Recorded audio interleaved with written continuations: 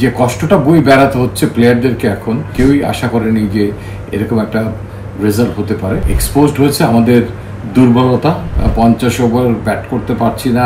সম্প্রতি আফগানিস্তানের বিরুদ্ধে আমাদের পারফরমেন্স আমাদের নিকট অতীতের সাফল্যকেও অ্যাবসলিউটলি ব্লান করে দিয়েছে। ইভেন যারা খেলেছে আমার মনে হয় কেউই আশা করেনি যে এরকম একটা রেজাল্ট হতে পারে। এটা একদম এক্সপোজড হয়েছে আমাদের দুর্বলতা, আমাদের ব্যাটিংয়ের দুর্বলতাগুলো স্পেশালি ফুটে উঠেছে।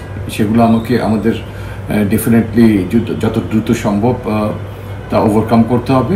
যে কষ্টটা বই বেড়াতে হচ্ছে প্লেয়ারদেরকে এখন, স্পেশালি যে এরকম একটা পরাজয় আমরা এত অল্প সময় পিচে অকুপাই করেছি, আমরা নিয়মিতভাবে 50 ওভার ব্যাট করতে পারছি না, এবং এখন এই আফগানিস্তানের সঙ্গে তো একদমই হাফ অফ দ্য কোটাও আমরা ঠিকভাবে খেলতে পারিনি।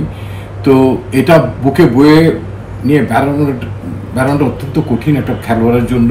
দ্রুত সফলতার মুখ দেখে ভালো ক্রিকেট খেলে আমার মনে হয় যে গ্লানিটা আমরা আফগানিস্তানের সঙ্গে করেছি ব্যাটিংয়ে স্পেশালি, সেটার থেকে আমরা নিজেদেরকে রিকভার করে একটা সফলতার জায়গায় নিয়ে আসতে পারবো বলে আমি মনে করি।